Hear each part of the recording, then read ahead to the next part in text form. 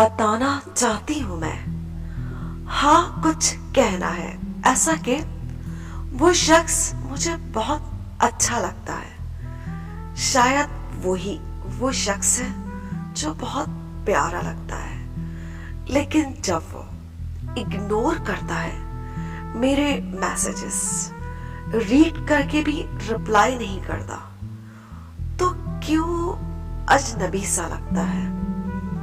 अच्छा, मैंने दिल को समझा लिया कि बिजी होगा यार, जब भी रिप्लाई नहीं दिया। लेकिन यार 1 मिनट भी नहीं था उसके पास मेरे लिए। अब मैंने सोचा कि मैं भी नहीं करूंगी, ना मैसेज ना याद करूंगी उसे, जब तक वो याद नहीं करता। वो क्यों नहीं सोचता ऐसा जैसा मैं सोचती हूँ।